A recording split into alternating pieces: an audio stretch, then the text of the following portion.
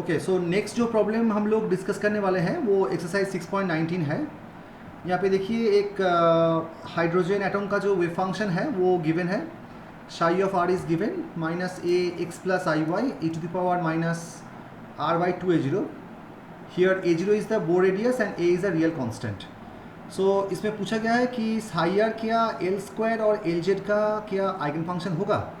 अगर हाँ तो साई आर को हम लोगों को लिखना पड़ेगा in terms of r n l r and y l m theta phi. So चलिए इसको अभी हम लोग सॉल्व करते हैं। सो ये वाला जो है एक्सरसाइज 6.19 है, इसका जो वेव फंक्शन जो गिवन है वो है psi of r is equals to minus a x plus i y and then e to the power minus r by 2a0। तो यहाँ पे जो x प्लस आई वाई है इसको हम लोग लिख सकते हैं z। So a times z exponential of minus r by 2a0। और z को हम लोग स्फेरिकल पोलर कोऑर्डिनेट में लिख सकते हैं r cos theta. So a times r cos theta exponential of minus r by 2a0। तो यहाँ पे देखिए ये वाला जो आपका पार्ट है वो r वाला और ये वाला ये तो एक नॉर्मलाइजेशन कांस्टेंट है, इसको हम लोग नॉर्मलाइज करेंगे। तो यहाँ पे जो r और exponential minus r by 2a0 वाला जो पार्ट है ये आपका रेडियल वेव फंक्शन में आ गया r e to the power minus r by 2a0। और जो cos थीटा जो पार्ट है ये आपका आ गया एंगुलर पार्ट में आ गया। और cos थीटा को हम लोग लिख सकते हैं कैसे, आपको पता ही होगा कि जो हाइड्रोजन एटम का जो वेव फंक्शन होता है वो होता है साई आर थीटा फाई। इसका जो आर थीटा फाई इसका जो वेव फंक्शन होता है उसको हम लोग लिख सकते हैं कैसे, some normalisation constant a and then r n l r and then p lm cos theta and e to the power i m phi. तो यहाँ पे देखिए यहाँ पे तो कोई फाई डिपेंडेंस नहीं है, मतलब m का जो वैल्यू है ऑटोमेटिकली ज़ीरो आ जाएगा। सो यहाँ से हम लोग ये कंक्लूड कर सकते हैं कि m इक्वल टू आपका आएगा 0।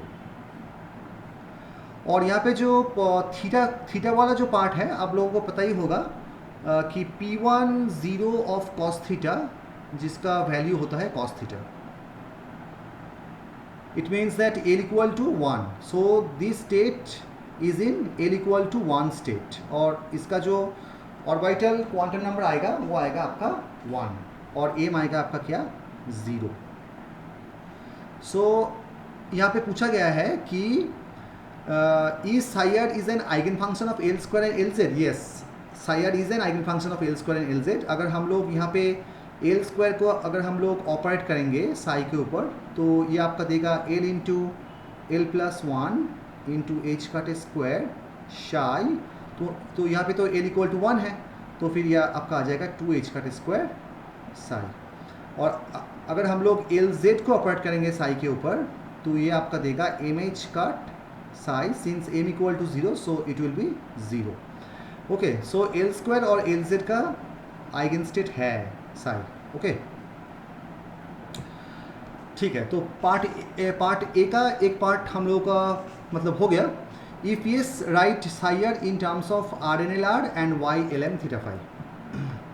सो आर एन एल आर ये वाला जो आपका पार्ट है ये आपका आर एन एल आर है और जो y l m theta phi है ये वाला जो पार्ट है वो यहाँ से आ गया। ठीक है, okay and find the values of the quantum numbers n m l. तो यहाँ पे आपको पूछा गया है कि एन एम एल का वैल्यू क्या आएगा। यहाँ पे जो एन का जो वैल्यू है यहाँ पे जो कांस्टेंट नंबर है ये वाला आपका है एन का नंबर। सो यहाँ पे एन इक्वल टू 2 और एल तो आप लोगों ने ऑलरेडी फाइंड आउट कर लिया है, एल इक्वल टू है 1 और एम इक्वल टू आएगा आपका 0। हमेशा याद रखिए यहाँ पे जो नंबर आएगा exponential of minus r by 2, मतलब कि रेडियल पार्ट के एक्सपोनेंशियल में जो और नीचे वाला जो कांस्टेंट टर्म होगा वही आपका n का भी वैल्यू है. So n equal to 2, l equal to 1, m equal to 0. This is already done. Okay okay. So the next part में आपका पूछा गया है find the constant a so that psi r is normalise. So हम लोग यहाँ पे psi R को नॉर्मलाइज करने के लिए आप लोग को पता होगा कि साई स्टार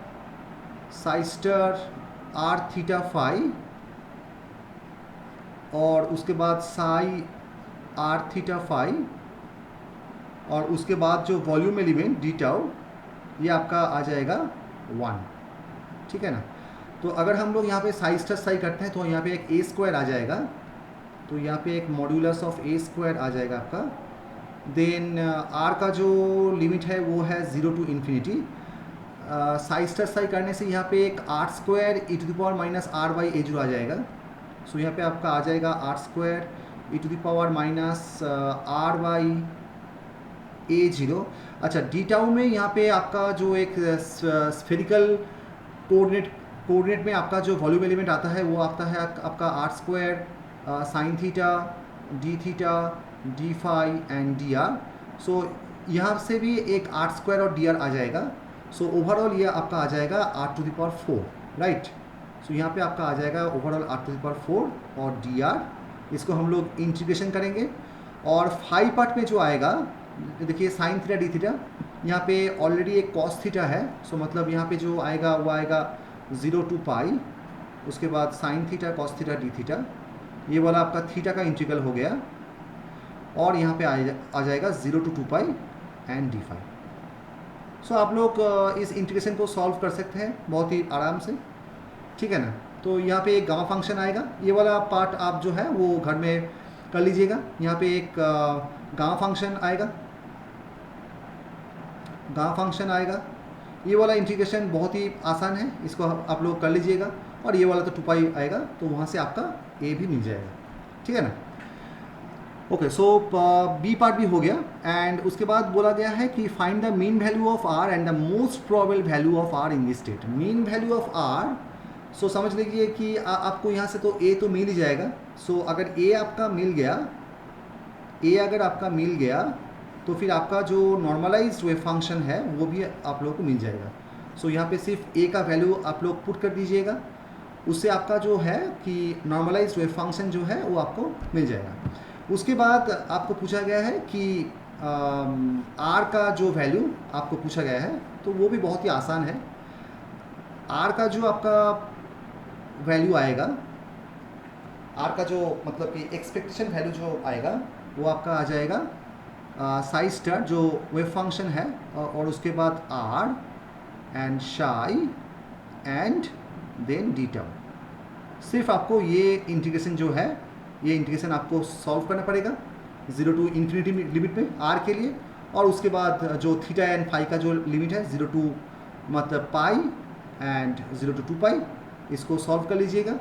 यहाँ से आपको आराम से आर का जो mean value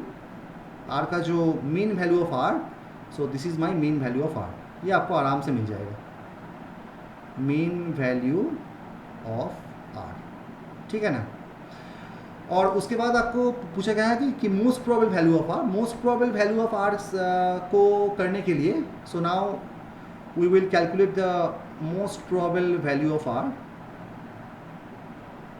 most probable value of r को जानने के लिए आपको जानना पड़ेगा कि radial probability distribution function that is PNLR आपका क्या होता है. ये वाला आपका है जो कि रेडियल प्रोबेबिलिटी डिस्ट्रीब्यूशन फंक्शन, वो वाला क्या होता है डिस्ट्रीब्यूशन फंक्शन. ठीक है ना. तो ये वाला जो रेडियल प्रोबेबिलिटी डिस्ट्रीब्यूशन फंक्शन होता है वो आपका होता है RNLR उसका जो whole square multiplied by r square. ठीक है. तो RNLR तो आपको ऑलरेडी पता चल चुका होगा. RNLR है आपका ये वाला जो पार्ट है R e to the power minus R by 2. आपको सिर्फ इस नंबर का होल स्क्वायर करना पड़ेगा. तो यहाँ पे आपका आ गया R square e to the power minus R by A0 times R square. So ये वाला आपका आ गया r to the power 4 e to the power minus r by A0, ये आपका आ गया रेडियल प्रोबेबिलिटी डिस्ट्रीब्यूशन फंक्शन। और इसको अगर हम लोग मोस्ट प्रोबेबल डिस्टेंस को फाइंड आउट करने के लिए ये वाला जो रेडियल प्रोबेबिलिटी डिस्ट्रीब्यूशन फंक्शन है उसको आर के रिस्पेक्टिव डेरिवेटिव करके आपको ज़ीरो करना है, और यहाँ से जो आपका आर का जो वैल्यू आएगा वही होगा आपका आर मोस्ट प्रोबेबल। ठीक है, आप लोग इसको भी सॉल्व कर लीजिएगा।